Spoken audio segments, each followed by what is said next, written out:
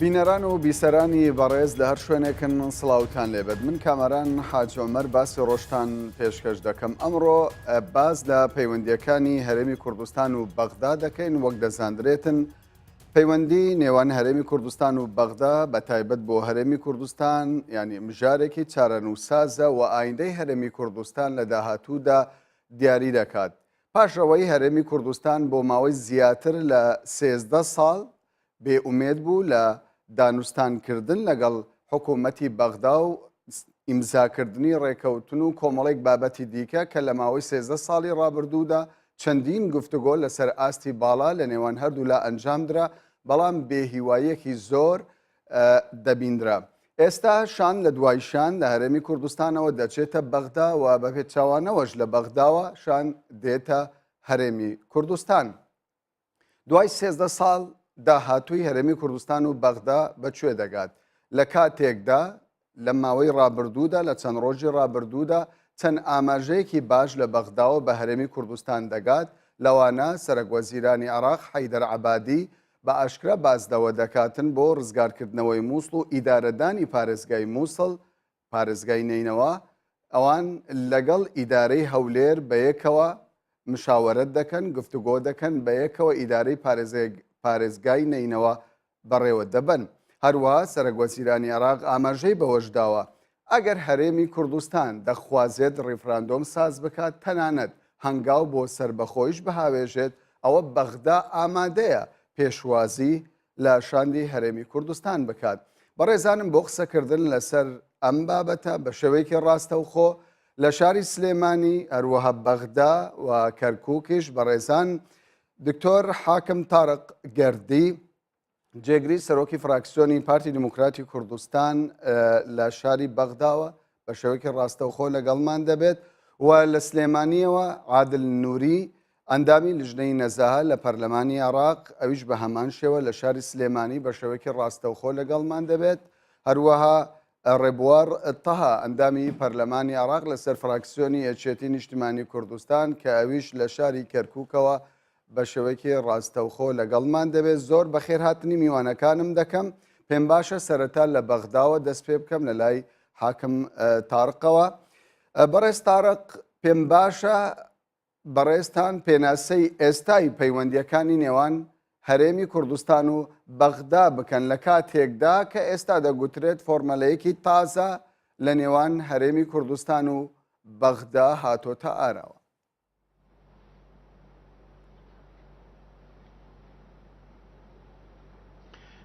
بەڵێ سوپاس، سەرەتا سوپاسی سەرجەم بینەرانی کەی24 دەکەین ڕێگای بەڕێستانەوە. لە ڕاستیدا استراتیجیەتی هەرێمی کوردستان وەکو حکوومەت وەکو حیزبە سیاسیەکان تاکو ئێستاکە بەسەر دوو ئاراستە ئیش دەکەن. ئاراستە یەکەمیان عێراقی ئیتیحادی و پابەندبوون بە دەستوری عێراق و بەشداربوون لە پرۆسەی سیاسی لە عێراق و بوونی ئێمە وەکو نوێنەرانی هەرێمی کوردستان لە ئەنجومەی نوێنەرانی عێراق و لە دەستگاکانی دیکەی جێبەجێکردنی حکومڕانی لە عێراق. ئاراستەی دووەم کە تموحێکی نەتەوەیی هەموو هەرێمی کوردستانە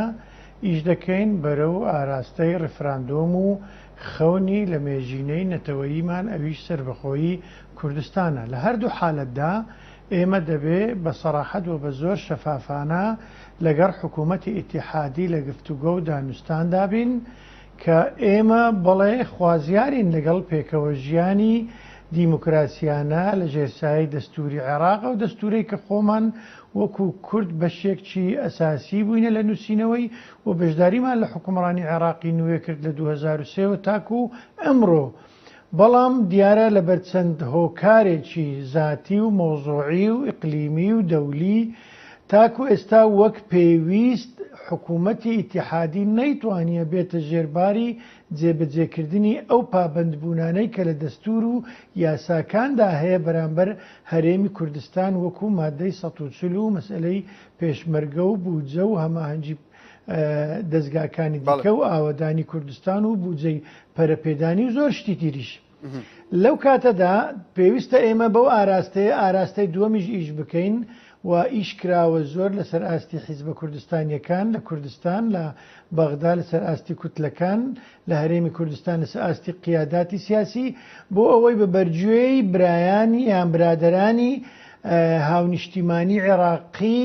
ئیتحادی بڵێن بە عەرەب بڵێن بە سونە بە شیعە بە تورکمان بە مەسیحی ئێمە لەگەڵتانین تا ئەو ڕادەی ئێوە پابەندبوونی دەستوریتان هەیە لەگەر ئێمە لە کاتێکدا ئەگەر ئێمە بگەڕێنەوە نوقتەی سەرەتا ئەوە ئێمە ڕێچکەیتر دەگرینە بەر ئەویش ڕێگای ڕیفراندوم و سەربەخۆیی ئەو مەسجەی بەڕێستان کە ئێستا باسی لێوە دەکەن مەبەستان بووە بەجێی بەغدا بڵێن ینی پێشتر ساردێکی زۆر لە پەیوەندیەکانی نێوان هەرێمی کوردستان و بەغدا دەبیندرا بەڵام لە چەند هەفتەی ڕابردوودا جموجۆڵێکی گەرم لە نێوان هەردوو لە دروست بوو بێجگە لە شاندی هەرێمی کوردستان شاندی حزبیش سەردانی بەغدای کرده بوو پێ دوایە هۆکار بۆچی دەگەڕێتەوە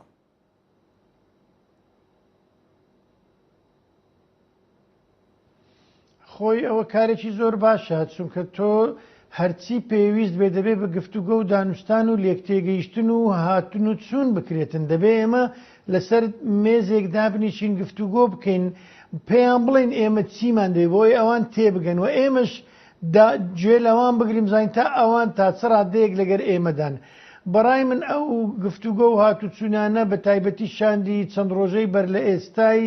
بە سەرۆکایەتی ڕێزدار کاگنێ چیروان بارزانی سەرۆکی ئەنجومەنی وەزیرانی هەرێمی کوردستان کە سەردانی بەغدای کردو دوو ڕۆژمایەوە بۆ دوو خاڵی سەرەکی بوو خاڵی گرنگیان مەسئلەی مووسڵ بوو بەڕاستی دەبێ ئێمە لێکتێگەیشتن و دانوستان و تەفاهمێکین هاوبەشمان هەبێتن لەسەر دانانی ئالیەتی چۆنیەتی ئازادکردنەوەی مووسڵ و ڕزگارکردنی هەموو سنووری خاچی عێراق لە دەست داعشی ئیرهاب و شەڕانگوێز خاڵی دووەمیان ئەوە بوو لەگەر سەرجەم لیستەکان لەسەر لەگەر حزبە سیاسیەکان لەگەر سەرکردە سیاسیەکان لەگەر پەرلەمانتاران لەگەڵ ڕئیسی وزەرا و هەندێک لە وەزارەتی مەبەست کۆبوونەوە کرا حتا لەگەر سەفارەتی ئەمریکیش کۆبوونەوە کرا بۆ ئەوی لە نزیکەوە تێک بگەین ئەو خاڵانەی هاوبەش لە نێوان هەردوو لامان چییە بەهێزی بکەینەوە و ئەو خاڵانەی کە هاوبەش نینیان کێشەی لەسەر گفتوگۆی لەسەر بکەین بۆی بە ئاراستەیەکی بەڕێستارێک ئەمە وەکو دەزانرێتن یەکەم جار نییە شاندی هەرێمی کوردستان دەچێتە بەغداوە لەسەر یەک مێز گفتوگۆ دەکەن و تەنانەت ڕێکەوتنی گەورەش لە نێو خۆیاندا ئیمزا دەکەن بەڵام وەکو هەرێمی کوردستان باسی لێوە دەکا و بەغداش باسی لێوە دەکا هیچ لایەک پابەندی ئەو ڕێکەوتنە نابن باشە زۆر جار قسە لەسەر ئەوە دەکرێت لە کاتێکدا کە ڕێکەوتنەکان دەرەنجامی ئەو تۆ لێ ناکەوێتەوە بۆچی جارێکی دیکە هەولێر دەچێتەوە بەغدا ئەمە لە لای وە قسەی زۆریش لەسەر ئەوە هەیە ئەو سەردانی شاندی هەرێم بۆ بەغدا بە فشاری ئەمریکا بووە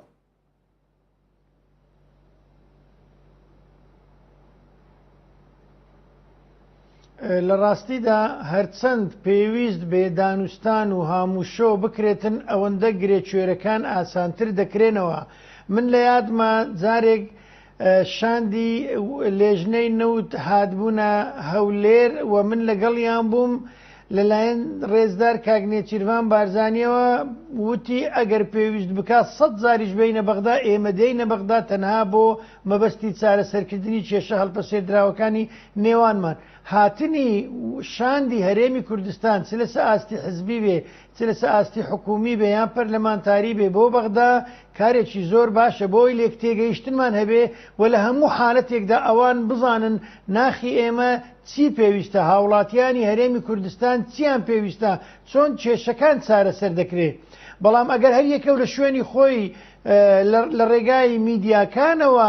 مەسج بگەین نە ئەوی ترەوە تەسەوڕ دەکەم ئەو کاریگەریەی نابێتن کە پێویستە ئەوە خاڵی یەکەم خاڵی دووەم ئەی ئەگەر دانوستان نەکەین و شان نەنێرین لەگەڵ یەکتری قسە نەکەین ئەی چی بکەین کەواتە کێشەکان زیاتر تعقید دەبێ و گرەیەکان زیاتر کوێر دەبنەوە و چارەسەر ناکرێت حتا ئەگەر گریمان ئێمە شاندێکی تایبەت کە قرار وابوو لە هەموو ئەحزابی سیاسی هەرێمی کوردستان بنێرینە بەغدا بۆ ئەوەی ڕاستە و خۆ بە سەرکردە سیاسیەکانی عەرەبی شیعە و سوننا بە تایبەتی تەحالفی وەتەنی کە ئەمڕۆ زۆرینەی دەسەڵاتدار پێک دەهێنن لە بەغدا پێیان بڵێن ئێمە بە دوو ئاراستە دەڕۆین. ئاراستە یەکەمیان چارەسەرکردنی سەرجەم کێشەکانە، ئاراستەی دووەمیشیان گەیشتنە بە سربەخۆیی یەکجارەکی کوردستان و جیابوونەوەمان و دەبینە دوو جیرانی باش و ڕێز لە یەکتر دەگرین بە پێی وەثائق و بە پێی بەڕێستارەت باس لە دوو جیرانی باش کرد. ئێستا دەچمە شاری کەرکوک لەوێوەش پەرلەمانتاری کوردستانی ڕێبوار تەها لەگەڵمان دەبێت. بەڕێز ڕێبوار دەمەوێت بپرسم بەڕێز تاڕق باس دەوە دەکاتن کە شاندی هەرێمی کوردستان مەبەستی بووە بەجێی بەغدا بڵێت کە ئێمە دەمانەوێت ببین بە دوو دراوسەی باشی یەکتر. لێرە من دەپرسم تێگەیشتنی بەغدا بۆ هەرێمی کوردستان و بۆ ئەو داخوازەی کە هەرێمی کوردستان هەیەی چۆنە؟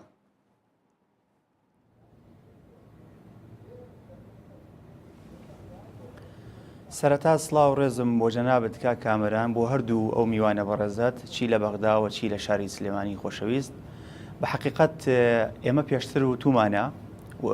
بەردەوامیش ئەیلینەوە. ئەگەر بمانەوێت کار بکەین بۆ ڕیفراندۆم و پاشان نەتیجەی ڕیفراندۆم بەرەو سربەخۆیی کوردستان بە ناوچە دابڕاوەکانی کوردستانشەوە دەبێت لە بەغداوە دەست پێ بکەین. دەبێت یەکەمین هەنگاومان لە بەغداوە بێ و لە نزیکترین شوێن لە خۆمانەوە کە ئەوەی کە تاڕق ئاماژەی پێکرد دەبینە دوو دراوسی باش. و پێشتر ئێمە بووین داوامان دەکرد وەفدی حکوومەتی هەرێمی کوردستان وەفدی لایەنە سیاسیەکان لە کوردستان سەردانی بەغدا بکەن و گفتوگۆ بکەن لەسەر مێزی گفتوگۆ، چونکو تەنها بە گفتوگۆکردن لە یەک نزیکتر دەبینەوە و بیرروڕاکان دەگۆڕێتەوە و ئاسانتر پێم وایە کارەکان بەرەو پێش دەچێت. بەڵام بەداخۆ دیارە لە ماوەکانی پێشووتر دابڕانێکی تەواو لە نێوان ئەم دوو حکومەتە هەبووە. هەردوو لا موسەبەبن، ناتوانین بڵین یەک لا موسەبەبە، هەردوو لا موسەبەبی هەیە لەوەی کە نەتوانراوە عیلاقەیەک پەیوەندیەکی باش لە نێوان ئەم دوو حکومەتە دروست بێت، حکومەتی ئیتیحادی و حکومەتی هەرێمی کوردستان. بەڵام هەندێک لایەک لەم لایەنە بزیاتری بەردەکەوێت تر کەمتری پێدەکەوێت، ئەوە پێم وایە ڕوون و ئاشکرایە. بۆیە ئێمە پێویستمان بەم هاتنی ئەم وەفدانە هەیە. بەڵام هەرچەندێکیش ئەوەی کە تاڕق ئاماژەی پێکرد تەنها ئەم وەفدا کارەکەی باش، من پێم وایە وەفدەکان دیکەش کە هاتون کاری باشیان کردووە، وەفدەکان دیکەش هەوڵی باشیان داوە بۆ هاو نیشتیمانیانی کوردستان، چی لە ڕووی بودجە بێت چی لە ڕووی موچە بێت، لەسەر چاکردنی گوزەرانی خەڵکی کوردستان لە پیاچوونەوە بۆ ئیتیفاقی نەوتەیی لە نێوان ئەم دوو حکومەتە هەیە کە پەکی کەوتووە کە ئێمە لە پەرلەمان کارمان بۆی کرد، قووەتی یاساییمان پێدا کردمانە نێو موازنەی ساڵی 2016ەوە، بەڵام التیزامی پێوە نەکراوە. هەر یەک لەم دوولایە دیارە دەکەوێتە ئەستۆیان کە نەیانتوانی وەکو پێویست التیزامی پێوە بکەن. وای بۆ چوونێکی تر هەبوو لە کوردستان کە اقتصادی سربەخۆ نەوت لە ڕێی خۆمان بفرۆشتێ، بەڵام هەموو ئەمانە دیارە بەڕێز ڕێبوار دیارە لە ڕابردوودا هەموو ئەو گرفتانەی هەبوون وەکو باسی لێوە دەکرا بە هەڵبسێردراوی ماونەتەوە. ئێستا قسەی زۆر لەسەر ئەوەیە لە هەرێمی کوردستان قسەی هەرە گەرم باسی ڕیفراندۆمە، باسی سربەخۆیە، باسی نەخشە ڕێگای دوای شەڕی داعشە. بەغدا چۆن دەڕوانێتە هەرێمی کوردستان، چۆن دەڕوانێتە داواکاری هەرێمی کوردستان بەرامبەر بە ڕیفراندۆم و سربەخۆیی؟ من ویستم بچمە سەر ئەو بەشەیتی وەڵامی پرسیارەکەت دەمەوە، بەڵام دیار بوو دابڕان هەبوو. سەبارەت بەغدا چۆن دەڕوانێتە ئەو داواکاریەی کوردستان. دیارە مەسەلەی ڕیفراندۆم ویست و ئارەزووی دانیشتوانی کوردستانە، هاو نیشتیمانیانی کوردستانە بە خەڵکو و بەسەر جەم لایەنە سیاسیەکانەوە، و ئەمە دەستور ئەو مافە دەدا بە کوردستان بۆ ئەوەی بیر لەوە بکاتەوە هەنگاو بنێ بەرەو ڕیفراندۆم و مافی چارەنووسی خۆمانە هەیە. من پێم وانییە ئەوان بە ئاشکرا بەڕوە زاهریەکە تا ئێستاکە ڕێگر بوونە یان بیانەوەی عرقەلەی تەواومان بۆ دروستکەن، بەڵام لە هەموو دانیشتەکان کە کراوە دیارە ئەو مافەیان گەڕاندێتەوە بۆ خەڵکی کوردستان. لەگەڵ ئەوەشا دەبێت تەوافق هەبێت، دەبێت ڕێکەوتن هەبێت، دەبێت هەنگاوەکان وەکووتم لە بەغداوە دەست پێ بکەین و پاشان ڕووبکەینە وڵاتانی دەوروبەری تر کە خۆ ئامادەکردنی بۆ ساز بکەین مەسەلەی ڕیفراندۆم، چونکو مەسەلەیەک پرسێکی گرنگە، پرسێکی نیشتیمانیە، هەمووان لێی بەرپرسیارە بین پاشە ڕۆژ بەچی ئاراستەیەک ئەو ڕیفراندۆمە کوردستان و ناوچە دابڕاوەکانی کوردستان دەڕوات. بۆیە من پێم وایە تا ئێستا کە بەغدا بەعەلەنی لەسەر خودی زمانی بەڕێز سەرۆکوەزیرانی عێراق بەرز عەبادی و لایەنە سیاسیەکانی دیکە تا ئێستا بە ئاشکرا باسی ئەویان نەکردووە کە دژن، و لەگەڵ ئەوەشا ئەو مافیان گەڕاندوێتەوە بۆ خەڵکی کوردستان و بۆ لایەنە سیاسەکان لە کوردستان کە کاری تێ بکەن بەڵام هێشتا ئێمە قەلەقێکمان هەیە هێشتا ئێمە ترسێکمانیش هەیە دەبێت قسەی جددی لەگەڵ بەغدا بکەین دەبێت وەفدی تایبەتی حکوومەتی هەرێمی کوردستان لەسەر جەم لایەنە سیاسەکان نەک لە یەک لایەنی سیاسی لەسەر جەم لایەنە سیاسەکان ڕووبنێنە بەغدا و لەگەڵ بەغدا قسەی جددی بکەن لەسەر ئەم پرسە چونکە وەکووتم ئەم پرسە پرسێکی نیشتیمانیە هاو نیشتیمانیە هەمومان بەرپرسیارەتێکێتە ئەستۆمان. زۆر باشە بەڕێز ڕێبوار دیارە کاتی ئێوە کەمە بۆیە من ناچار دەبم زیاتر پرسیار لە تەوەری یەکەمماندا لە بەشی یەکەمی باسی ڕۆژدا لەگەڵ تۆ گفتوگۆ بکەم. دیارە ینی هەرێمی کوردستان باشووری کوردستان لە ماوەی ڕابردوودا لە دوای ساڵی 1920ەوە بەشێک بووە لە عێراق بە زۆر ئەو بەشە خراوەتە سەر عێراق ینی دابڕان بەشێکی خاک کە لە چوارچەوەی عەقلی عەرەبیدا هەرێمی کوردستان بەشێکە لە عێراق دابڕانی ئەو پارچە جوگرافیەیە لە عێراقدا پێتان وایە لە عێراقدا تەقەبولی ئەوە بکرێت ئەو بەشە داببڕێت لە عێراق بە ئاشتیانە بە شێوەیەکی ئاشتیانە؟ کارێکی ئاسان نابێت مەسلەی دابڕان و یانگەڕانەوەی حەق بۆ خاوەن حەق با بڵین حەق بۆ هاونیشتیمانیانی کوردستان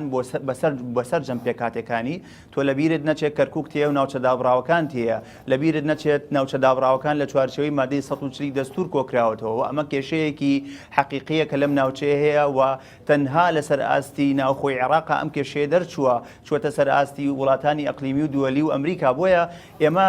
کارەکەمان زۆر قورس دەبێت ئێمە ریفراندۆم دەکەین بە ناوچە دابڕاوەکانی کوردستانەوە ئێمە کوردستانێکی سربەخۆمان دەبێت بە ناوچە دابڕاوەکانی کوردستانەوە ئەمانە هەمووی پرسن دەبێت لەگەڵ بەغدایە قسەی لەسەرا بکرێت و من پێم وایە دەبێت مە هەنگاوی پێشوەختمان جددیترمان چارەسەرکردنی کێشەی مادەی 140 ناوچە دابڕاوەکانی دیکەی کوردستان بێ و پاشان هەنگاوی دیکە بدەین بەرەو ریفراندۆم من بە ئاشکرا دەیلەم و لە بەغداش وتومە حەقی خۆمانە ئێستاکە ئێمە مەسلەی کەرکووک یەکلا بکەینەوە ئێستاکە لە ڕووی سەربازیەوە بە هێز و بازووی هێزی پێشمەرگەی کوردستان توانراوە بە خوێنی ئەوان سنووری ئیدارەی تاڕادەیەکی باش ناوچە دابڕاوەکانی کوردستان بگەڕێنینەوە و ئەو هێزە بۆتە جێی متمانەی سەرجەم پێکهاتەکانی کەرکووک و ناوچە دابڕاوەکانی دیکەی کوردستانەوە بە کورد و بە تورکمان و بە عەرەبی ڕەسەنی ئەم شارە و بۆتە ئەم هێزە بۆتە هۆکاری پاراستنی ئاوارەکانی کە لە شارەکانی ناوەڕاستی عێراق شۆ هاتوونە بۆیە ئەم هێزە ڕوویەکی جوانی پێشانداوە لە ڕووی پاراستنی ئەم منتیقەیە کە پێشتر هێزێکی دیکەی عێراقی هەبوو بە چەک و تەقەمەنی باش بە داعمی باش بەڵام نەیانتوانی 24 کاتژمێر بەرگەی داعش بگرن و هێزێکیش هاتووە بە هەموو کەم و کوڕەکان لە ڕووی ئیمکانیەت و تەقەمەنی و معاش و موچە و بودجەی تایبەت بۆ ئەو هێزە بەڵام دەتوانێت ڕوبەڕووی داعش بێتەوە چونکو ئەم شەڕە شەڕی خاکە چونکو ئەم شەڕە شەڕی نیشتیمانە ئەم شەڕە شەڕێکی دیکە نییە ئێمە ئەومان وتون بەڵام لەگەڵ ئەوەشە دەبێت لایەنە سیاسەکان لە کوردستانە سەرجەم لایەنە سیاسەکان لە کوردستانە هەنگاوی جددی لە دوای تەواوبوونی شەڕی مووسڵ یان پێشوەخت قسەی جددی لەگەڵ بەغدا بکەن سەبارەت بە یەکلاکەرەوەی پرسی کەرکووک و ناوچەکانی دیکەی دابڕاو لە کوردستانە ئێمە کاتمان کەم بەدەسەوەماوە ئەم هەنگاوە بنین و پاشان هەنگاوەکانی دیکەمان بەرەو ڕیفراندۆ بوو بەرەو سەربەخۆی کوردستان و دەوڵەتی کوردی و دەوڵەتی کوردستانی دیارە خەونی هەمومانە هەمومان دەبێکاری بوو ئەگەر بەراوردی سیاسەتی کۆماری ئیسلامی ئێران و ینی حکوومەتی عێراقی بکەین دەبیندرێ هێشتا ینی ئەو نەرمیەی لە بەغداوە دەبیندرێتن لە تاران نابیندرێتن تاران بە ئاشکرا دژی سەربەخۆیی هەرێمی کوردستانی ڕاگەیاندووە بۆچی بەغدا ئەو نەرمیە دەنوێنێ ئایا نەرمیەکەی بەغدا نەرمیەکی تاکتیکیە تەنیا بۆ ڕزگارکردنەوەی مووسڵە کە چوار ڕێگایی سەرەکی لە دەستی هێزی پێشمەرگەیە سوپای عێراق بەبێ پێشمەرگە ناتوانێت نەینەوە ڕزگار بکات یاخود ئەمە ینی واقعا دەبێ بەغدا ناچار بێت دان بە ئیرادەی خەڵکی کوردستان بنێ لە ڕابردوو لە حکوومەتەکانی پێشووتر یەک لە دوای یەک دیارە هەمووان تاکتیکیان لەگەڵ گەلی کورد و کوردستان کردووە و بە حقیقت ئێستا هەلومەرجی نوێش هاتێتە پێشەوە و دەبێت لەو تاکتیکەش بترسین کە جەنابەت ئێستا ئاماژەت پێی کردووە و ئەو هەلومەرجە نوێیە دیارە ئەمڕۆکە بە جەبری هێز ئەمڕۆکە توانراوە حکمی ئەم ناوچانە بکرێتەوە لە ڕووی سەربازی و عسکەریەوە بەڵام دەبێت خۆمانی بۆ ئامادە بکەین کە تاکتیک هەیە دەبێت خۆشمانی بۆ ئامادە بکەین کە دژمان زۆر دەبێت و لەگەڵ ئەوەشا نابێت ئمە چاوەڕێ ئەو بکەین کە ئمە تاکتیک بەرامبەرمان بکرێ و دژمان هەبێت ئێمە هەنگاوی جدینێنی وەکو وتم ئەم پرسە پرسێکی نیشتیمانیە و خەڵک هاو نیشتیمانیان و پرسێکە لە دەستوری عێراقی ئاماژی پێ ناکرێت ئێمە چاوەڕوان بین پێمان بدرێت دەبێت خۆمان هەنگاوی جدی بدەین و هەوڵی جدی بدەین لەگەڵ ئەوەشە دەبێت واقع بین بۆ ئەوەی کەمە تا ئێستاکە بە حقیقەت کامران هەنگاوی جدی بۆ ئەم پرسە نەدراوە لەسەر ئاستی ناوخۆی عێراقایە هەنگاوی جدی نەدراوە لەسەر ئاستی وڵاتانی ئەقلیمی وڵاتانی دووەلی چونکو من تا ئێستا وەکو پەرلەمانتارێک لیژنەیەکی باڵا لەسەر جەملایەنە سیاسیەکان لە کوردستان چی لە حکوومەتی هەرێمی کوردستان بێت چی لە هەموو ئەحزابەکان بێت نەمدی پێک بێت بۆ پرسی ریفراندۆم و سەردانی وڵاتانی ئەقلیمی بکەن و سەردانی وڵاتانی ئەوروپا و دووەلی ئەمریکا بکەن بۆ ئەوەی بتوانین ئێمە ڕای خۆمان بتوانین بۆ چوونی شەقامی کوردی بگوازینەوە بۆ دەرەوە و پاشان ڕای ئەوانشمان بەجددی و بە فعلی دەستکەوێت ئێمە لە بیرمان نەچێت ئێمە ملەتێکین لە ماوەکانی پێشووتر تاکتیک بەرامبەرمان کراوە ئێمە ملەتێکین پلان لەسەرمان کراوە پلانیان لەسەرمان داڕشتووە بۆیە دەبێت خۆمان ئامادە بکەین بۆ مکارێ بەڵام بەداخەوە تا ئێستاکە ئەو هەنگاوە فعلی نەبووە ئەوەی کە قسەی لەسەر دەکرێت ڕاستە مەسەلەن لە ئیعلام و ڕاگەیاندن لە چەند پارتە سیاسیە قسە لەسەر ریفراندۆم نەکرێت بەڵام بە پراکتیک بە عملی ئەو هەنگاوە جدیە نەدراوە و من دڵنیات شەکەمەوە تا ئێستاکە ئەو وەفدانی کە بۆ بەغداش هاتوون بە دوایین وەفدکە بە سەرۆکایەتی کاکنێچیر هاتوون لە ڕەنگە باسی ریفراندۆم و سربەخۆی کرابێ ڕەنگە ئەمە تەڕەحی قسەی لە قسەکان بکراوێ بەڵام بە فعلی قسەی جدی لەسەری و خۆ ئامادەکردن نەکراوە بۆیە پێویستە کاتی ئەوە هاتۆ کە قسەی لەسەر بکەین ئەم قسەیە پێشی مووسڵ و ڕزگارکردنی مووسڵ و کە هێزی پێشمەرگی کوردستان بەشدار دەبێت لەو شەڕەیە یان لە دوای مووسڵ و لە دوای گۆڕانکاریەکی تەواو لە ڕووی ئیداری لە ناوچە دابڕاوەکانی کوردستان و لە ناوچەکانی مووسڵ دوای شەڕی داعش کە دێتە ئاراوە کەی قسەی لێ دەکرێت دەبێت سەرکردایەتی سیاسی کورد قسەی جدیتیە زۆر باشە ئێستاش دەسبە سلێمانی لەوێەوە پەرلەمانتاری کوردستانی عادل نووری لەگەڵمان دەبێت بەڕێز عادل دەمەوێت ینی وچە نەزەری بەڕێستان لەسەر نزیکبوونەوەی ئێستای هەرێمی کوردستان و بەغدا بزانم ئەم نزیکبوونەوەی لە نێوان هەولێر و بەغدا دەبیندرێت نزیکبوونەوەیکی کاتیە یاخود دواتر ئالۆزی قۆڵتری لێ دەبیندرێتەوە یاخود لێی چاوەڕوان دەکرێت سڵاو لە جەنابتان و لە میوانە بەڕێزەکان هەردوو هاوڕێی خۆشەویست کاک تاریق و کاک ڕێبوار و لە تەواوی بینەرانی کەناڵەکەتان جارێ من نازانم مەم خەناو سندوقەکەەوە ئایا ئەمە نزیکبوونەوە بالفعل هەیە یا ئەمە قسەیەکە ئەیبیسین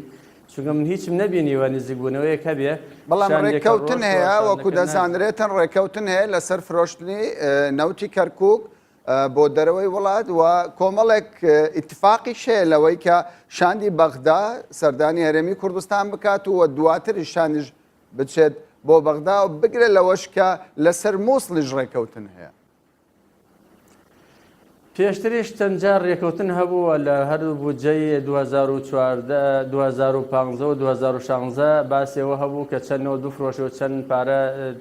ڕادست کرێ هیچی جێبەجێ نەکرا هیواداری من تەبەن ڕەشبیر نیم ئەکید ینی بەڵام ئەمەوێ جاری هەر خۆش باوەڕ نەبم ینی تەسلیم بین ئەوەی کە من ئەیبینم بە وەڵامی پرسیارەکەت ئەوەی کە شاندەکەی بردوتە بەغدا بە تەکید باسی نەوتنیەوە بە تەکیدیش باسی کێشە چارەسەرگرین کێشەکان نییە بە تەنها ئەمانە ڕەنگە هەر یەک لەوانە خۆی بای ئەوەن چەندەها جار شاندی کوردی لە هەرێمی کوردستان بچێتە بەغدا و دەستخۆشیشیان لێەکەین و پێویستیشە و ضەروریشە بەڵام ئەوەی کە واکەلەوەی وەفدی کوردی ئێستا دیناری بە دۆلار بچێ و ئێستا قسەی باڵا بێ بازباسی مووسڵە ڕزگارکردنەوەی مووسڵە باسی هێزی پێشمەرگەی هێزی پێشمەرگە ئەو هێزەیە کە سەری ئێمەی بەرزۆ کردووە لە ناو وڵاتانی ترا و ڕایەکی گشتی نێودەوڵەتی بۆ ئێمە دروست کردووە و هاوپەیمانان پێویستیان بە هێزی پێشمەرگەی بۆ مووسڵ و هێزە عێراقیەکان بەبێ هێزی پێشمەرگە شەڕی مووسڵیان پێ ناکرێ کەواتە ئەو جۆکەری کە لە بەردەست ئێمایەوە ئەو وەرەقە گرنگە بە قازانجێ لە دەست ئێمایە کە پێویستە نەیسووتێن هێزی پێشمەرگەی و باسی مووسڵە بۆیە من لێرەوە ئەڵێم پێویستە پێش شەڕی مووسڵ ئێمە تەواوی ڕێکەوتنە سیاسیەکانمان یەکەم لەگەڵ هاوپەیمانان دوو لەگەڵ حکوومەتی عێراقی بکەین. ئێمە دوای مووسڵ ئێمە چین، ئێمە لەکوێین، ڕۆڵ ئێمە لەگەڵ مووسڵات چییە؟ ڕۆڵ ئێمە کوێرەمی کوردستان بەرەوەی کوێ ئەچین؟ ئەمە یەک دوو لە ناو هێزە ناوخۆیەکانی خۆمانە دوو هۆکاری زۆر گەوران، دوو جەمسەری زۆر گەوران پێویستە ئێمە بەخەم بین لێ. یەکەم هۆکارە نێودەوڵەتەکان ئێستا هەرومەرجەکان الحەمدوللا سواز بخوا ینی تا ڕادێکی باش و تا ڕژێکی زۆر باش گونجاون و هاتوونەتە دی بای ئەوە بێ مامەڵیان لەگەڵ پێ بکەیت. بەڵام هەلو مەرجە ناوخۆیەکان تا ئێستا ئێمە ناماڵی کوردی لە کوردستان حکوومەتێکی ینی مەشلولمان هەیە، پەرلەمانێکی مەشلول و پەکەوتومان هەیە لە پارەوە حیزبە لە سیاسەکان لە نەسیاسەکان ناکۆکن لەگەڵ خۆیان دانانیشن کۆبوونەوەیان نییە تا ئێستا یەکڕانین لەسەر ئەوەی بەرەوچوو ئەچن، بەرەو دەوڵەتی کوردی ئەچن، بەرەو دوای مووسڵ ڕوئیان چۆنە بەڕێی من پێویست بەوەکە کورد لەناو خۆیان یەکڕابێ یەکڕۆیا بێ دوجار هەر شاندێک ئەم یەکڕویایە بگێنێتە بەغدا و پێویستە بیگەێنێتە هاوپەیمانان و وڵاتانی دەرەوە و نەتەوە یەکگرتوەکان و بە هەمومانەوە ڕای گشتی بۆ دروستکەین لە محافلی نێودەوڵەتی. ئەو کات ئێمە ئەتوانین بەڕاستی بە هەنگاوی باش بە خطە و پلانی تۆکمە بەرەو ڕووی ئەوە بینە. بەڵام من ئەوە دووبارە ئەکەمەوە پێش شەڕی مووسڵ، ینی بەڕای من نابێ بچینە شەڕی مووسڵەوە بەبێ ئەوەی ئێمە ڕوئیا و ڕئیمان وازح و ڕوون و ئاشکرا بێ هەم لە ناو خۆمانە و هەم لەگەڵ عێراق و لەگەڵ دەرەوە. زۆر باشە بەڕێز عادڵنووری، ئێستا ناچارن بچینە ناوبڕێک دواتر درێژە بە گفتوگۆکانمان دەدەین، بەڵام لە تەوەری داهاتووماندا ڕێبوار تەها پەرلەمانتاری کوردستانی لە پەرلەمانی عێراق کە لە شاری کەرکووکەوە لەگەڵمان بوو کە زۆر سوپاسشی دەکەین ئەو لەگەڵمەدا دەبڕێت و بەهۆی کاری تایبەتەوە دەچێتە سەرکاری خۆی. زۆر سپاس بۆ بەڕێز ڕێبوار تەها. بەڕێزانم ئێستاش دەچینە ناوبڕێک و دواتر درێژە بە گفتوگۆکانمان دەدەین لە باسی ڕۆژدا.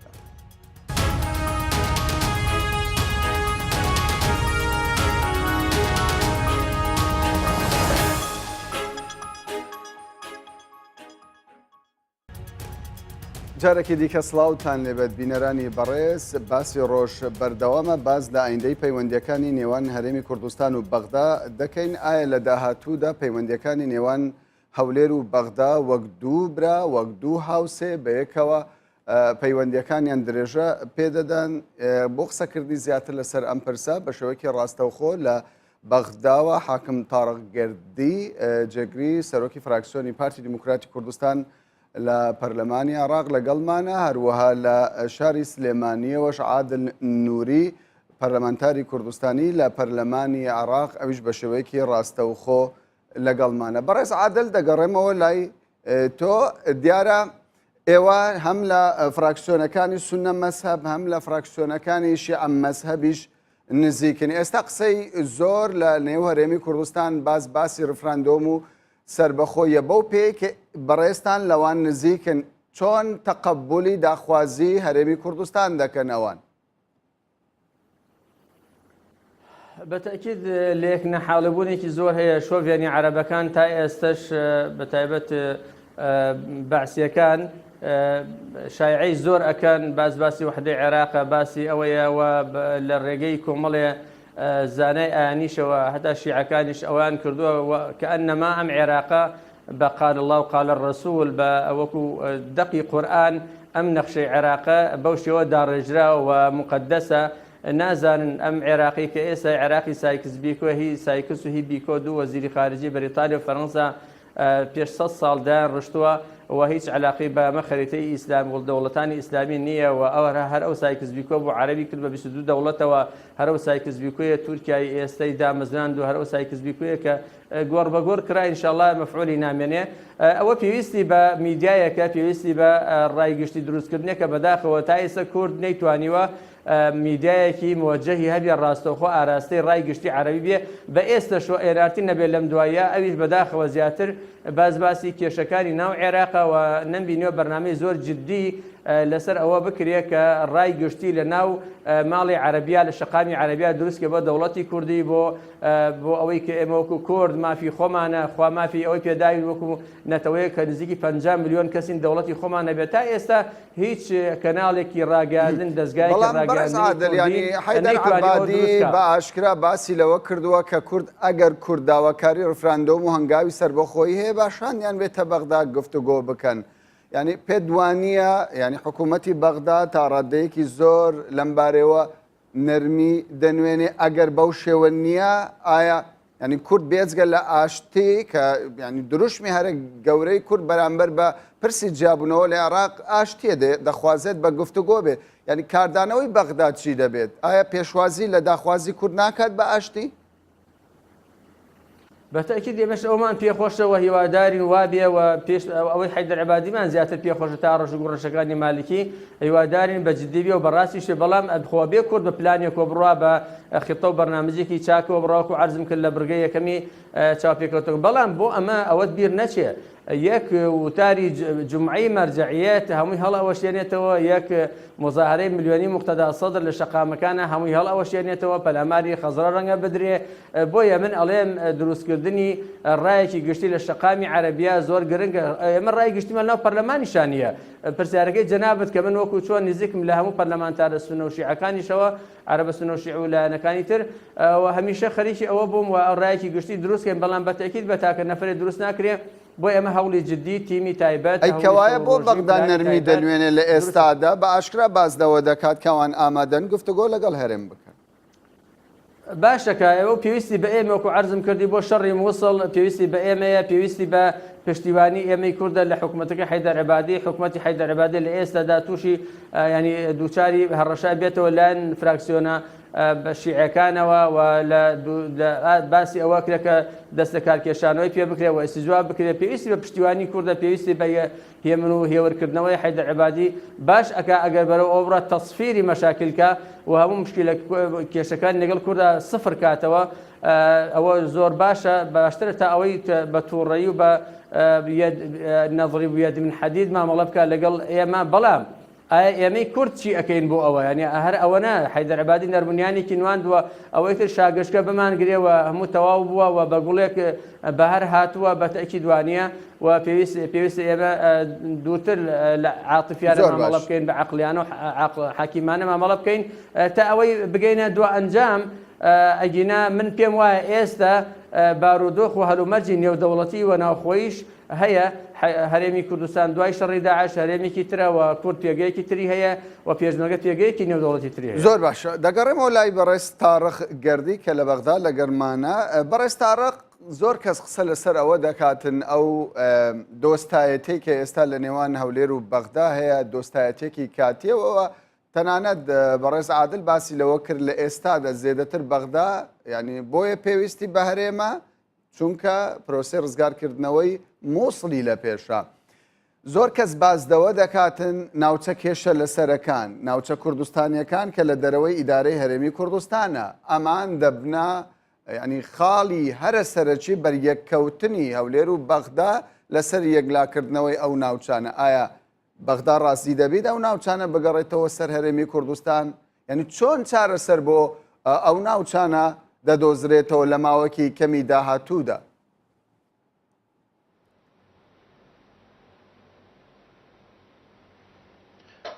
سپاس کاکامیران لە ڕاستیدا خاڵی هاوبەشی نێوان هەرێمی کوردستان و حکوومەتی ئیتیحادی لە ڕووی حکوومەتایەتی و دەوڵەتداری و سیستەمی دەستوری عێراقا بەڵام خاڵی هاوبەشی نێوان گەلی کورد و گەلی عەرەب بە سونە و شیعەوە لە عێراق خاڵی هاوبەشی مێژوویی و ئاینی و شارستانی و پێکەوە ژیان و تەزاوجی کۆمەڵایەتی و سیاسی و بەرژەوەندی بازرگانی و کۆمەڵک شتی ترە. ئەگەر ئێمە هەروەکو ئیتیحادی فیدرالی بمێنینەوە یان کۆنفیدرال بین یان دەوڵەتیش بین هەرچی بێ سیستەمی نێوان هەردوولا ئێمە لەگەر ئیمتیدادی عێراق با بڵێن عمقێکی استراتیجی ئابووری و ئەمنی و میاه و ئەمنی نەتەوەیی و سیاسەتی بەرژەوەندی گشتیمان لەگەڵ یەکتری هەیە بۆیە لە هەموو حالەتەکاندا دەبێ ئەو دۆستایەتیە تاسەر بێتن نابێ لەبەر هەندێک خاڵ و لەبەر هەندێک بەرژەوەندی بێ دەمێنێتەوە چۆن مافی خۆمان وەربگرین وەکوونەتەوەی کورد یان کوردستان لە بەشی دووەمی عێراق ئەوەش دیارە لە مادەی 140 دیاری کراوە ئەو قۆناغانەی کە پێویستە جێبەجێ بکرێ دەبواە لە 2007ەوە جێبەجێ بکرێ بەڵام جێبەجێ نەکرا شەڕی داعشی بەسەرداهات ئەوە بوو سوپای عێراق و زۆربەی ئیداراتەکانی سەحبیان کردەوە و گەلێک شوێن نزیکەی یەک لە سەرسەی خاچی عێراق کەوتە بەردەستی داعش ئەوی تری لەلایەن پێشمەرگەوە پارێزرا تاکو و نزیک لێوارەکانی شارۆچکەی حەویجا کە کەرکووک و باشووری کەرکووشیش ئێستا لەژێر دەسەڵات و لەژێر پارێزگاری هێزی پێشمەرگەدایە لە ڕاستیدا ئەو ناوچانەش ناوچەی جێناکۆکن یان کوردستانی دابڕاون ئەوانە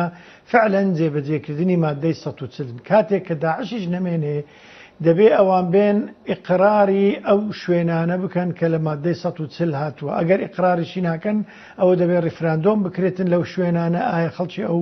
ناوچانە چیان دەوێ ئەوە بە باش دەزانن و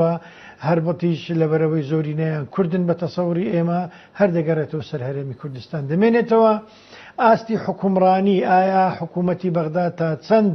گوێشل دەکا بۆ ئەو داواکاریانەی هەرێمی کوردستان دەبێت لێرەدا لایەنی تەحالوفی دەولی ئێستاکە لە عێراقا لەبەرەوەی ئێمە نابێت لەبیر بکەین ئەو ئازادی و دیموکراتی و بارودۆخە سیاسیەی کە ئێستاکە لە عێراقدا هەیە لە 2003 تاکو ئەمڕۆ لە ڕێگای تەحالوفی دەولی هاوپەیمانانەوە لە ڕێگای هێزەکانیان بووە لە ڕێگای هێزی تایبەتی ئەمریکیەوە بووە بۆیە ئەوان تەسەور دەکەم بەشێکی ئەساسی دەبێ وەکو بەشێکی ئەساسی بێنە ناو بابەتەکەوە ڕۆلیان هەبێ و قسەیان هەبێ سەرڕای ئەوەش سەرپەرشتیاری نەتەوەی گرتوەکان کە ئەو ڕێکخراوێکی نێودەوڵەتی باوەڕپێکراوی سەرتاسەری جیهانە و لە ڕێگا و سەرپەرشتی ئەوانەوە دەبێ ئێمە ماف و پابندبوونەکانمان بەرامبەری عێراقی ئایندە دیاری بکرێت لەسەر ئاستی ئیتیحادی بمێنینەوە یان بچینە دەوڵەتی سربەخۆ یان کۆنفدرالی هەر شتێک بێتن کە هەردوودا لەسەر ڕێک بکەوین لە هەموو حالەتدا هەرێمی کوردستان چاوی لەوە نییە شەڕ لەگەر کەس بکە لە هەموو مێژووی ئێمە خوێندوماندا هەر شەڕ بەسەر کورسە پێنراوە ئەوە مێژوو ئەوەمان بۆ دەسەڵمێنێ باسی لێوە کردووە بەڵام بەڕێز تارق ئەگەر جۆت لە من بی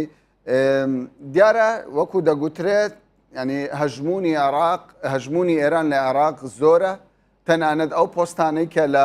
بەغدا دیاری دەکرێن لەسەر ئاستی باڵاش دەبێت ڕەزامەندی تارانی پێوە بێت ئایا ینی مەترسێکی زۆر نییە لەسەر ئەوەی کە لە کاتێکدا ئێران بە ئاشکرا دژی سەر بەخۆیە هەر لە ڕێگای ئێرانەوە بەغدا جوولە پێ بکرێ دژ بە هەرێمی کوردستان ئێستا قسەی زۆر لەسەر ڕاکێشانی بۆڕی نەوتی هەرێمی کوردستانە لە ڕێگای ئێرانەوە دواتر بۆ جیهان پێتان وایە بە ڕاکێشانی بۆڕی نەوتی هەرێمی کوردستان ئێرانیش چاو بە سیاسەتەکەی خۆیدا بجێڕێتەوە و کێشە بۆ هەرێمی کوردستان بۆ پرسی سربەخۆیی دروست نەکە؟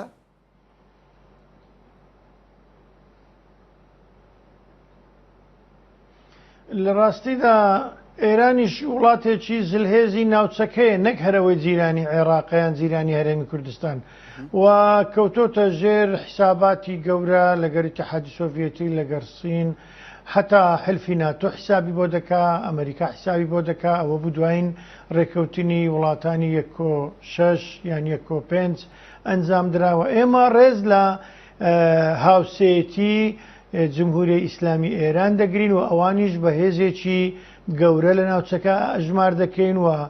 نوێنەرایەتی هەرێمی کوردستان هەیە لە تەهران لێک تێگەیشتنمان هەیە کونسولخانەیان لە هەولێر هەیە لە سلێمانی هەیە ئەوانش بە دوای بەرژەوەندی خۆیان دەگەڕێن دەبێ ئێمە سیاسەتی هەرێمی کوردستان بە ئاستێک بێ کاریگەری لە بەرژەوەندیەکانی ئێران نەکا بەڵکو و ببێتە خاڵێکی ئیجابی بۆ دروستکردنی بەرژەوەندی ئێران هەم لە عێراق و هەم لە هەرێمی کوردستانیش ئەگەر بینە سەر مەسئلەی جیاوازی مەزهەب هەبێتن ئەوان شیعە بن و ئێمە سوننەینە یان لەبەر هەر سەبەبێکی تر من هەست دەکەم لە لێکدانەوەی نێودەوڵەتی کێشەی کوردی نە لەسەر سوننە حیسابە نە لەسەر شیعە چونکە ژمارەیەکی زۆری کوردی شیعەش هەیە لە سنوورەکانی گەرمیان و لە سنوورەکانی خانەقین و لە کوردستانی ئێران و شارەکانی ئەگەر دیارە کات بەرە و کەمی دەڕوایانی پێم وایە کاتی بەڕێز عادلیشمان زۆر نەداوە ینی بەڕاکێشانی بۆ ڕینەوتی هەرێمی کوردستان بۆ ئێران هاوشێوەی ئەو بۆڕێکە لە ڕێگای تورکیاوە دەچێتە دەرەوە پێتان وایە سیاسەتی کۆماری ئیسلامی ئێران بەرامبەر بە هەرێمی کوردستان بە تایبەت بۆ پرسی سربەخۆی گۆڕانکاری بەسەردابێت یاخۆت لەوانەیە وەکو باسی لێوە دەکرێت بکاتە کارتێکی فشارژ ئەو بۆ ڕێنەوتی کوردستان بۆ دابشکردنی هەرێمی کوردستان بۆ سەر دوو ئیدارە بەسەقی من زیاتر ئەو هەوڵم بیستیە کە گوایە دەڵێن قرار وا بووە بەشێک لە نەوتی کەرکووک بە تانکەر بگوازرێتەوە لە ڕێگای ئێران بۆ دەرەوەی هەرێمی کوردستان یان دەرەوەی عێراق. مەسئلەی بۆڕینەوت ئەوەش خاڵێکی استراتیجی ئابووری و بازرگانی گرنگە. خۆ ئەوە چەند ساڵە ڕۆژانە بە سەدان ئەگەر نەڵێن بە هەزاران تەنکەر لە سنوورەکانی هەرێمی کوردستان بەرەو ئێران چوینە و گەیشتونەتە بەندەری عباس و ڕەوانەی بازارەکانی جیهان کراوە و خاڵێکی ئیزابی بووە بۆ ئابووری و بەهێزکردنی ئابووری هەرێمی کوردستان. زۆر باشکەواتە ڕاکێشانی بۆ ڕینەوتی کوردستان بۆ کۆماری ئیسلامی ئێران بە خاڵێکی ئیجابی دەزانی دەگەڕێمەوە لای بەڕێز عادل نووری دیارە لە هاوکێشە سیاسەکانی ناوچەکە دروستکردنی دەوڵەتێک دامەزراندنی دەوڵەتێک ڕاو بۆ چوونی کۆمەڵگەی نێودەوڵەتی بۆ دانپێنان بەسەر بەخۆی ئەو دەوڵەتە زۆر گرنگە. پێ دوایە کۆمەڵگەی نێودەوڵەتی پێشوازی لە بڕیاری خەڵکی هەرێمی کوردستان دەکات بۆ سربەخۆی لە کاتێکدا وەکو دەزاندرێت ئێستا پێشمەرگە لە پێشەوەی شەڕی ئازادیە بەرامبەر بە تیرۆرستان؟ بەتەکید ئێستا دەوڵەتانی جیهان و هەموو خەڵکی جیهان دوای ساڵی 1991 و دوای چاکسازیەکەی گۆرباچۆف و هەڵوەشاندنەوەی بلۆکی شەرقی اتحادی سۆڤیەتی خەڵکی ئێستا تەماشای وڵاتان ناکات لەسەر ئەساسی ئایدۆلۆژیا و مەبدە بەقەدەر ئەوەنەی کە چاوی لە بەرژەوەندیەکانی هەرێمی کوردستان کاتی ئێمە ئەمانەیە بەرەو دەوڵەت بوون بچین خەڵک ینی زۆر گوێ لە قسە ناگرێت بەقەدەر ئەوەنە تەماشا واقعی خۆت ئەکا بزانێت تۆ لەسەر قاچی خۆت ئەتوانی ڕاوەستی. بۆ نمونە ئەو شەڕەی داعش بۆ ئێمە زۆر سوودی بوو لە ڕوویەکەوە کە بە هەموو جیهانمان سەلمان کاتی لە کاتێکە حکوومەتی عێراق کە حکوومەتێکە هەزارها ساڵ حەزارەت و شارستانێتی بووە لە ساڵی 21 شەوەم حکوومەتە هەیە و لە سەردەمێکە پێنجەمین جێشی جیهان بووە نەیتوانی لە بەردەم سەعاتی شەڕی یەک کاتژمێر شەڕی داعشە خۆی ڕاگرێ بەڵام هەرێمی کوردستان و هێزی پێشمەرگە بە درێژای 1050 کیلۆمەتر خۆی ڕاگرت نەک خۆی ڕاگرت بەڵکو ڕۆشت ئەو شوێنانەی تریشی لە دەستی داعش وەرگرتەوە. ئەمە مەسەجێکی زۆر باش بوو ئاراستێکی چاک بوو کە ڕای گەشتی جیهانی وا لێ کرد کە باوەڕی بەوە هەبێ هەرێمی کوردستان وە کورد ئەتوانێ خۆی داکۆکی لە خۆی بکەوە بارگرانیەک نەبێ بەسەر دنیاوە بەسەر وڵاتانی دەرەوە. ئەمە یەک دوو مەسلەی بەرژەوەندی اقتصادیە. ئێمە بەداخەوە ڕەنگە زۆر نەمانتوانی بێ ینی گلەی و گازندەکانی هاوڵاتیانی خۆمان بێدەنگکەین یا بنبڕیکەین لەوەی کە توانی بێتمان ژیان و ژێوارێکی باشن بە هاوڵاتیان کردێ. بەڵام خۆی دروستکردنی کەرتی نەوتی قیتاعی نەوت و هێنان و پەلکێشکردنی شەریکە و کۆمپانیا زەبەلاحەکانی جیهان کە بەرژەوەندی ئەوانە بۆ ناو هەرێمی کوردستان و دەستێکەڵکردنیان و بیر هەڵکەندن و دوایی ڕاکێشانی بۆری نەوت و دوجار قەنەعەت پێکردنی دنیا بەوەی کە کورد نەوت بفرۆشێ. طبعا ئەمە زۆر گرنگە ئەویش خاڵێکە قەنەعەت بۆ ڕای گشتی جیهان دروست ئەکا کە کورد لە ڕووی ئابووریەوە ئەوەنە ژێرخانی ئابووری خۆی هەیە ئەتوانی خۆی بەخێو بکە. بەڵام بە تاکید طبعا من ئەو بڕگەی لێ دەرکەن کە گلەی و گازندێکی زۆرم هەیە کە لە هەرێمی کوردستان دەسەڵاتدارانی هەرێمی کوردستان حکوومەتی هەرێمی کوردستان لە ڕووی ئابووریەوە طبعا ناشەفافێتێکی زۆر هەیە و بێسەروبەریەکەیە لە ئەو دۆسیە کەواتە ئێمە لە دۆسەی ئەمنیە سەرکەوتوو بووین بەڵام لە دۆسەی ئابووری اقتصادیە سەرکەوتوو نەبووین لە ڕووی ناوخەیوە. بەڵام ژێر خانەکەمان هەیە. ئەمە وای کردووە کە یەکدەنگیەکی باش لە بۆ ڕای گشتی نێودەوڵەتی و جیهانی دروست بێت کە کورد ئەتوانیە پێگە و جێگە و ڕێگەیەکی وای بەڕێز عادل دیارە ینی سنوورە جوگرافیەکەی باشووری کوردستان ئەگەر سەیری بکەی ینی سنوورێکی زۆر شایی کە زۆر کێشە لەسرە لە بەغدا لەلایەک تاران لەلایەک و ئەنقەرەش لەلایەکی دیکە و دیمەشقش لە لایەکی دیکەوە ینی پاش ئەوەی کە هەرێمی کوردستان بڕیار لەسەر بەخۆیی خۆی دەدات پرسیار لێرەدا ئەوە ئایا هەرێمی کوردستان لە چوارچێوەی ئەو سنوورە جوگرافیا دەتوانێت خۆی بپارێزێ؟ بەتەکی دەتوانێت چونکە ئێمە ئەگەر تەماشای ئەوە بکەین وڵاتی ئیسرائیلمان هەیە چەند هزار کەسێک بوو پێش ئەوەی کە جوولەکە کۆچ بکە بۆ ئیسرائیل لە ناو 22 دەوڵەتی عەرەبیە وەکو مێخێک داچەقێنراوە لە ناو 56 دەوڵەتی ئیسلامیە کەچی خۆشی گرت و توانیشتی و لە نزیکی 60-70 ساڵ شەڕ لە نێوان وڵاتانی چواردۆرێک کە عەرەب بوون و بەدەعم و هاوکاری وڵاتانی ئیسلامیش نەتوانرا هیچ زەبرێک بە کیان و بە قوارەی جوولەکە بگەێنرێ. ئێمە کێشەمان نییە، ئێمە کورد ئەو نەتەوەیە کە بە هەزارها ساڵە لەسەر زنجیرە چیای زاگرۆس هەرمە شوێن و مڵک و وڵاتی خۆمانە و گەلێکی